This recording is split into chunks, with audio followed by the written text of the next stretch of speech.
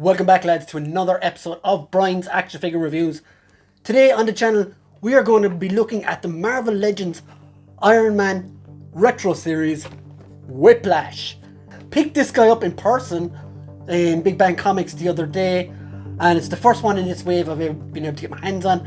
And funnily enough, the first one they were able to get their hands on as well. So if you didn't know, this is based on the same toy from back in the 90s when Iron Man had his own animated series. They made it into the toy line, and this is the exact same one. And other than that, like, this character has a funny kind of history, because he's been on. First of all, his name is Marcus Scarlatti, and he's had a few different names. He's been Whiplash, and interestingly enough, in the comics when he wore this color scheme, he was known as Blacklash.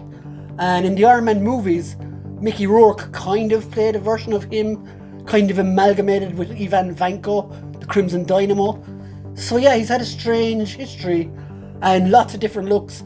Of course, there is a more modern looking Whiplash, which is really cool, and they made that in the 4-inch Iron Man series years ago, and that would be cool for a 6-inch figure as well. So I've got him. It's a dude with whips in purple. That's all you need to know. And let's check out the box. So let's check out the box for Marvel's Whiplash. As you can see, the card is absolutely massive. I've had to put it all the way at the back of my display, and as you see, it's absolutely huge. You got the Iron Man thing here, Marvel Comics. Got this great picture of the modular Iron Man armor from the cartoon. Bring it closer. Got kind of like digital Casio watch type Marvel's Whiplash logo there. Hasbro on the bottom. When you turn it around, it's like the old toy line. You see the old thing here, and at the top, I bring the camera up. At the top, you've got your own Marvel's Whiplash, and if you pause it there, you can read it. Marvel and Iron Man, and you've got all the old style stuff there. Really, really nice card. It's quite big. Unfortunately, I do plan on ripping it open. I know there's people who are going to put this on a wall, which will also look great, in my opinion. But yeah, I'm looking forward to getting Whiplash out of the box and messing with his whip. That doesn't sound right, does it? But anyway, yeah. So let's get this guy out of the box. So here is Whiplash up on the swing-a-jig, and he's got his whip out and he's ready to play. That doesn't sound nice, but anyway. So yeah, this figure is nice. It's not as good as I was expecting it to be, though, because as you can see there, as he goes around, he's on one of the older bodies used by Legends. I think the gloves and boots are both new, but the rest kind of does look used. The whip probably new as well. The thing about the whip is it's not bendable, so there isn't much you can do with it.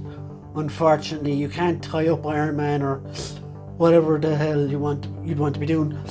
So there's the hair is cool. I think that could be new. I don't recall seeing that anywhere else. The satchel has been reused a number of times on the Goblin and a few other things.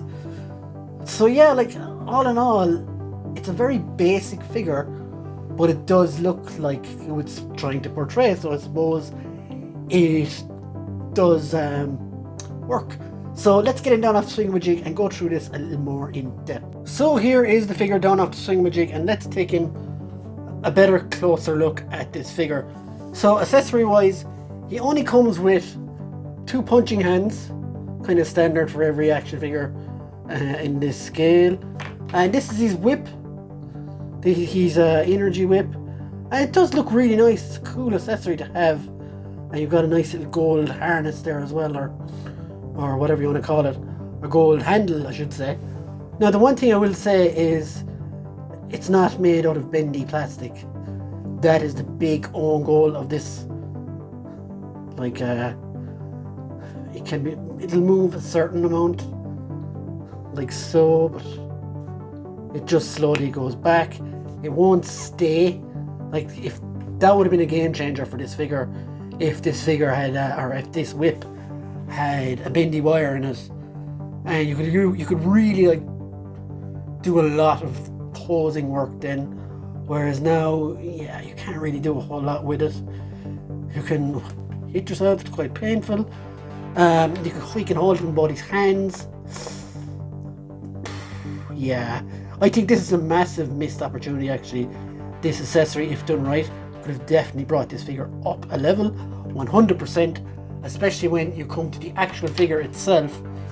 Now he does have a satchel as well, as I explained a while ago, same as the one that comes with the Green Goblin. It doesn't come with butterfly joints.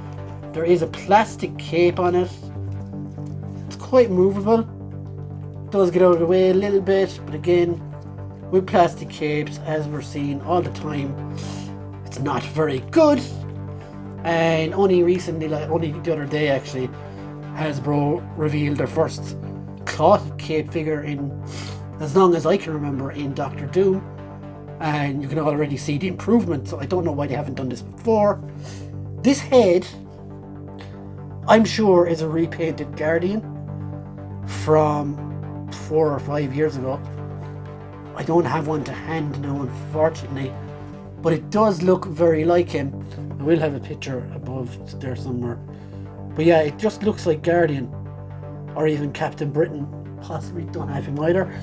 But yeah, so again, this thing here has been done before in Taskmaster or one of those. So this is the figure of reuse. He's using the bucket cap body, I think. Could be wrong, but it's definitely no underbody.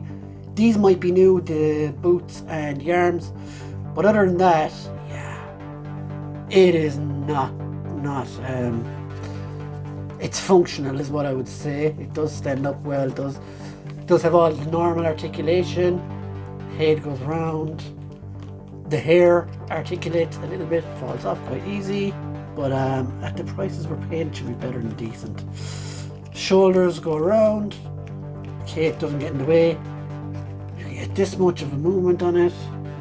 It does have double jointed elbows. Get that much of an angle.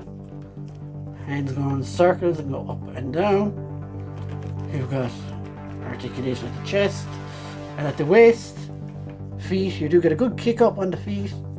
I feel like Legends don't get enough credit for this, for how high up you can get their feet, because not a lot of figures are karate figures or kung fu guys, but he can get his feet up quite high. Does have double jointed knees, thigh swivels and ankle rockers, and they go up and down as well. So he does have a lot of articulation. It's just, this is a quite basic figure. That would be my only problem with it. He does go quite well with Iron Man. I've done some pictures. You'll see those popping in there in a sec. He does look quite well with Iron Man. But yeah, if I'd give this guy something out of 10, I would say a 6.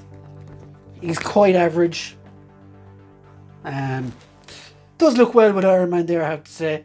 Quite average, but yeah, it'll do for this guy. If this was a more important character, I'd probably be more annoyed, but I'm not. So yeah, 6 out of 10 for Whiplash. And yeah, I'm looking forward to getting the rest of this, getting some more from this wave, especially counting Nefaria and maybe She-Hulk. But yeah, thanks for watching, guys. I hope you had an awesome time, and let me know what you thought of this guy in the comments below, and if you'll be getting him. Yeah, I'd just like to hear your feedback. See you guys. Bye.